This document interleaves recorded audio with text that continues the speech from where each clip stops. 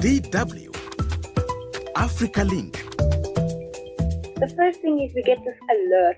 The alert to me is probably far more scarier than the actual sound, thunder sound of the bombing, because it's so loud and so overwhelming that you have to act. You have to try and do something. And that something is try and get to a safe place within your home. You just heard the voice of Angela Anthony Myers, a South African mother who has been in Doha for 3 months taking care of her in-laws. Angela's 3-month stay was nearing its end when the war between Israel, the US, and Iran broke out. Now she's trapped, mostly in a bathroom to avoid missiles. And her life seems paused, just like many Africans caught in the crossfire. Governments across the continent have issued travel advisories and safety measures, but experts believe they are falling short. So, what more can these governments do to protect their citizens abroad? That's what we explore today. Welcome to Africa Link, the podcast where we bring you stories that matter across Africa. My name is Ajua Tinkramadona, your host for today. Africa Link, every weekday here on DW. Imagine once having your life together, going out as you wish, to work, shopping, or visiting friends. And suddenly you are forced to deal with loud daily bangs of bombings, frequent safety alerts, and watching smoke rise from detonated missiles. That's the reality many in the Middle East are facing right now due to the war between Iran, the US, and Israel. Countries like Germany, the US, the UK, and France have started evacuating their citizens. The US State Department is increasing chartered flights for Americans. And last we checked, nearly 20,000 US citizens had returned home since the conflict began. In Africa, countries like Kenya have also started moving their citizens back home. However, many other African nations appear unprepared with specific evacuation plans. Today, we ask why and how this can be improved. Diane Hawker-Kalubi, DW correspondent, joins me from Johannesburg. Also with me is Dr. Kingsley Makubela, a conflict resolution expert and director at Risk Recon. I'll begin with you, Dr. Makubela. Do you have family or relatives in any of the Middle East countries who are stuck in the middle of this war? I unfortunately don't have any immediate family members, but I have broader family within the diplomatic service who are stuck in some of these conflict areas. What is the feeling like if you talk to people, and I'm sure you have talked to a lot of people, what is the feeling like among people who are there, who do not know what's going to happen next in terms of this war? Well, from the South African perspective is that people are having mixed feeling. There's a level of anger that the government was caught unprepared, despite the fact that the drums of war have been beating for quite some time. There are those who seems to want to understand that this conflict has caught a lot of people by surprise. They didn't expect that it would go to this extent. Well, I mean, as always, it appears we are always caught by surprise. When I say we, to refer to African countries, because I've seen Kenya, I've seen Uganda make some efforts as well. I've seen Ghana make some efforts as well. Ghana issued a statement somewhere last week evacuating some of its staff at the embassy, but says, you know, if you're a citizen and you're not safe and you wish to come back home, you're still, on a government level, they're still observing the situation. But there's no concrete plan to say that we are evacuating students if the situation, or people, you know, who are living there if the situation gets out of hand. So I can very well agree with you on that point. Diane, you have been speaking to some people who are caught in this conflict. There's some of them who are having to hide in their washrooms. Tell us about it. Yes, absolutely. I've been trying to get a sense from South Africans who are either living or traveling to the UAE about what's going on there, what level of communication they have. One lady who I spoke to, Angela Anthony Myers, she was actually traveling to help her son and his wife with the birth of grandson. So she had actually been there for 3 months and everything was lovely and calm up until this conflict broke out. And then she found herself in this country with her daughter-in-law and a small baby, having to figure out how do they survive. They've been taking shelter when the alerts go off. She told me taking shelter in the bathroom, one of the bathrooms that doesn't have much windows. And for now, they have not decided to depart as yet, mainly because the son and daughter-in-law have jobs in Doha, and they've made a life for themselves there. They say that they feel quite safe at this point, but are considering what options that they have. So, for example, they've registered on the DIRCO channel so that the embassy knows that they are there, so that if they do need to leave suddenly, they can do that. And then another gentleman that I spoke to who is in Abu Dhabi in the UAE, where there are quite a number of South Africans who are doing various jobs. He's a teacher there. He says that he's basically booked a flight that's on standby flight, so that if he needs to leave, he can. But for now, he is feeling relatively safe. So for those people who have lives there, I think they're taking a more of a wait and see approach. But of course, there are those who never intended to stay for that long, such as people that were traveling, people who are also on the Hajj pilgrimage, because we know it is still the month of Ramadan. And many of those people have been trying to get out of the region. And there have been some people very frustrated saying that there isn't enough being done by the South African government to get them out if they want to actually depart. Thank you for that, Diane. Dr. Makubela, what is enough for a government to do at this particular time? Should they rush to evacuate their citizens? Should they study the situation a bit more? Should they give the citizens, options? If you want to stay, yes, stay. If you want to come, we are here with open arms to help you or facilitate that movement for you. What should the government do? It's a social contract that exists between citizens and their government. So citizens pay taxes in return for the collective goods.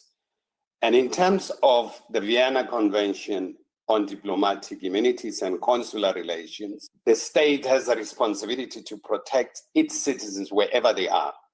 That's part of the social contract that is there in any state.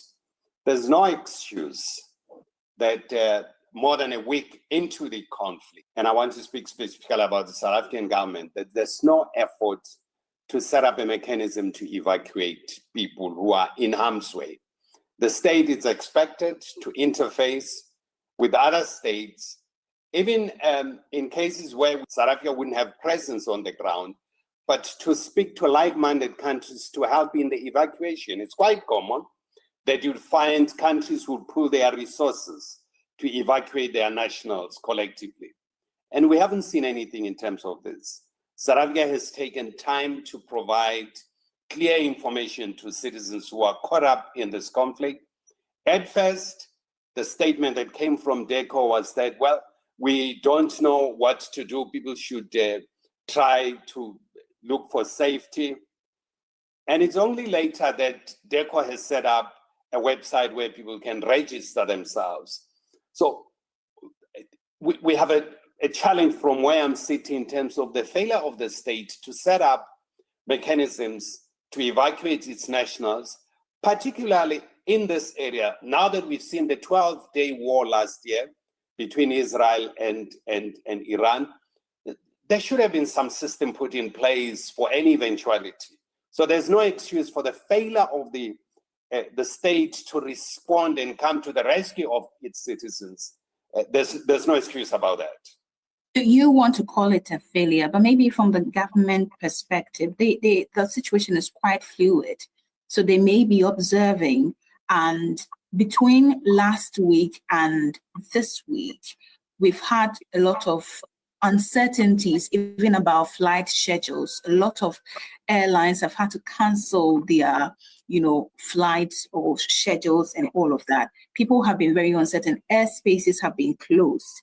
So there's that much uncertainty. So would you not, think that the government are still observing the situation, or is long overdue for them to take action? Well, Adwa, there was a window open for the evacuation, particularly in the UAE. And if you recall, a lot of Western countries were able to repatriate their nationals. In terms of the African governments, we always react too late. We don't put up systems in place. As I'm saying, it's quite common in the diplomatic function to get countries pulling their resources together, working with like-minded countries to do mass evacuation of nationals across the board. So you need to interface with countries that are better resource that are on the ground, and also to interact with the state where these people are. So it seems those issues were not done, so that when the window opens, people are able to do repatriation. So I'm saying there's an expectation for the state to perform certain functions, and it's not a favor that the state does to its citizens. It's a responsibility and obligation of the state to perform those functions. You think they feel it's a favor at this point? Well, here in South Africa, I've seen insinuation of a favor. Once you say to your nationals, see what you can do, it's a huge problem. And I've seen even the American ambassador in Israel said the same thing to the nationals there, to say, well, play safe, see what you can do. And there was an uproar in the United States within lawmakers to say, you can't do this. You have to perform certain function to provide security and repatriation of these people. You can't say this. So they were quite correct, lawmakers, to raise their concern in terms of what the American ambassador was saying. But we've seen similar approach in the continent between the executive and the legislature in terms of how to really mitigate the situation, notwithstanding the fact that this is a conflict situation. And precisely, Adwa, it's in conflict areas that you prove the agility and the skill and the smooth movement of government in coming to the rescue of its nationals. Exactly. You make a good point. Diane, let me bring you in at this point. Talk to us about what the pace of communication is like in terms of clear guidelines that are being given to people, emergency support system, hotlines. What is it looking like in South Africa? All right. Well, before this call, I joined a WhatsApp channel set up by the South African government for people in Saudi Arabia, Oman, Yemen, Bahrain. There are 5,000 people on there, and there's various things being posted. And I would say it is very similar to what Kingsley is mentioning, that the communication is really that you should do what you can to get out. For example, one of the messages posted here says, we urge all citizens to note that several airlines have resumed limited commercial flights out of the region. Citizens are strongly encouraged to take immediate advantage of this opportunity to leave. So that really does place an emphasis on the citizens to try and get themselves out of the situation. I think the problem or the challenge with that is, in some cases, airlines are not honoring the initial flight that existed, because now it's already more than a week past the first flight. So that requires people to have additional money or find additional money to be able to book alternative travel. In some instances, travel insurance doesn't cover a situation like this, a conflict situation. So while someone might have travel insurance, it might not cover them getting an additional ticket to South Africa. So when you kind of put it in the hands of citizens to do what they can, you're making an assumption that they have these unlimited resources that in some cases people do not have. If you're traveling and maybe it's your first international trip and you get stranded there, you might have only stayed for that trip, and now you're in this other country for a longer period, and you might not have the resources to be able to return home. So I think the communication doesn't take into account those kinds of situations where people maybe don't have their tickets honored or don't have the the resources to return home. And I think that's where people are also saying the government should really be doing much more to assist South Africans. They have told people that they should, as I mentioned before, register their details. And the last communication was on the 4th of March, 6,400 South Africans had registered on various DIRCO platforms. They've told people to register via a DIRCO smart app, where they will be then setting up communication channels. But I also saw some people complaining that the app isn't working as effectively as it should be. There's a video that DIRCO posted on its YouTube channel saying, sign up to this app, and there were comments below that video saying the app isn't working. How are we supposed to register? So those are issues. If you can't reach the people at the embassy itself, then you have to rely on the app. And if the app isn't working, it does leave people in a difficult situation. But I think that, the inclusion of the WhatsApp channels has proven to be quite helpful. Some South Africans have said that they've joined these WhatsApp channels and they're getting quite a lot of information on the WhatsApp channels. There are various notices posted here, including, information about where to call, information from some of the governments themselves that they are giving. I've also seen that DIRCO has also started tweeting some flight information to people. For example, when Emirates started adding flights back to Cape Town and Johannesburg, they tweeted that information. But again, it's very much that citizens should then take that information and run with it. Right. Kinsey, I'm going to ask you a two-in-one question. As a conflict resolution expert, tell us whether you see this war or conflict simmering down anytime soon. If it doesn't, how is it looking like for Africans who are stuck in this region? Coming back to this conflict, that it's totally taking a total different turn, with huge losses in terms of human resource and oil. The biggest problem is the oil. Some of these airlines may not be able to fly out, given that major oil producing countries are no longer doing that. They have no access to move their oil to the market and to everyone. So you're likely to see serious challenges in terms of the oil for jet fuel and everything else to repatriate citizens. The more the conflict drags on, you're going to get a lot of people who are trapped in this conflict. In the Middle East, we know they import a large quantity of their food. They're going to run out of fresh food, and they would focus on their nationals, not on the rest of the people who went there as tourists. So once the window is open, it's critically important, particularly for African states, to really put resources together to really repatriate their countries. Take, for instance, the SADC area. What prevents a state like South Africa to collectively work with other SADC areas to repatriate its nationals? The ECOWAS could do the same. The East African community could do the same to repatriate as much of their nationals as possible. I think the blocs that can do more are the regional blocs within the AU. The AU, at the level of the Commission, they have no capacity. This is above their pay grade. But countries like ECOWAS, Nigeria and Ghana could put resources together to do repatriation and work with other member states to do repatriation of their nationals. They can do that. The East African community, a country like Kenya, could really bring resources, work with Rwanda, with the other countries in the region, Tanzania, to bring their nationals together. So there, Kenya is already evacuating its citizens. Not all of them. They have a large number of citizens in the UAE. They've repatriated them. They responded appropriately once the window was open and repatriate, but they still have some of their nationals who are there. As the conflict evolves, you're going to get the reluctant people who want to be repatriated, who think this conflict will be over. But as the conflict intensifies, you're going to get more need, even for those who are hesitant to leave, they would want to leave.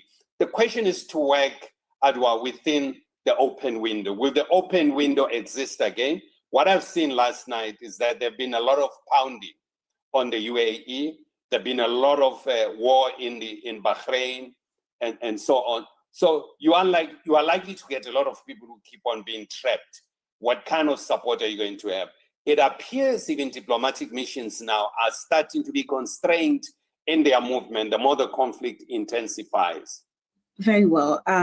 Diane, I've heard Kingsley talk about all the government could do or should have done. And I'm anticipating or supposing that this pressure is not just from him, but there are a lot of civil society activists who may have piled up pressure on the South African government. Do you sense the government is going to respond and do better? What we are seeing now is that the time frame is extending of this conflict, and that also could mean that there could be more pressure from different groups as the time extends, as people struggle to get home. But it's very difficult to predict what might happen because of the changing nature of the situation at hand. There's this sudden conflict. South Africans are stuck. Some people have started coming back. Some people have chosen to stay. And like Kingsley said, that could also change. So we might see that if the conflict intensifies, when there's a call from more South Africans, that's when there would be more pressure put on the government. But it's difficult to say at this stage. What structural reforms, and that's the last question to you, do you think the government should put in place? And what lessons should we all draw from this situation? There's a need to set up institutional capacity to respond to these issues in the same manner that this government have emergency plans for evacuation of their diplomatic missions in the event of any conflict. So a similar approach should be extended to ordinary nationals. I think that's very important. There's a lesson that comes out of this conflict that ought to be done. And that emergency and contingency plan must be in place. Citizens, when they visit abroad, they must be informed as they register with their diplomatic mission to say, in the event of any distress, this is what you need to do. You are a conflict resolution expert, and in 30 seconds, I'd want you to speak to the people who may be in a distress situation at the moment. What would you tell them if you have to counsel them one-on-one? The first thing I'll say to people is that in any conflict, don't try to be a hero and confront those who are having arms. Stay calm and listen to instructions that are given in that particular countries, be it going for shelter or taking any precautionary measures. Don't overlook those issues and follow whatever the host country is saying for your own safety. Thank you so much for speaking with us. You heard Dr. Kingsley Makubela. He's a conflict resolution specialist and director at Risk Recon. You also heard my colleague, Diane Hawker-Kalubi, DW correspondent. Thank you both for your time. Thank you very much, Arwa. Thank Really you. appreciate your time. Get the stories that are shaping the continent here on Africa Link. Well, my colleague Diane Hawker, who is also on this podcast, has been speaking with South Africans stranded in Abu Dhabi and in Doha. Hi, my name is Labahang Pure. I live in Abu Dhabi in the Western region. So our experience here has been pretty chilled. When the initial preemptive strikes happened, we got a lot of messages telling us that there were missiles in the skies. We heard them, but really because we are in the middle, we haven't been affected. Time to time again, we'll get messages about missiles, but besides that, there's nothing. It's just normal. But people have been staying inside mostly, so you don't see a lot of movement outside. I do feel safe, and we've considered coming back. We actually bought tickets to come back, but just as a precautionary measure, not that we feel that we're not safe or anything like that. So we do buy tickets, and we are considering coming back, just precautionary. We've been safe, and we are safe. Several governments are rushing to move their citizens to safety. However, logistical challenges and the near shutdown of commercial flights in the Middle East are complicating these efforts. As the situation evolves daily, what can African governments do differently to protect their citizens? Share your thoughts with us on DW Africa Facebook page. Listen to this podcast on Spotify or wherever you get your podcasts. And don't forget to subscribe to our DW Africa YouTube channel so you never miss an episode. This show was co-produced and edited by Isaac Mugabe. My name is Ajua Tinkrama Domina. Many thanks for listening. DW, made for minds.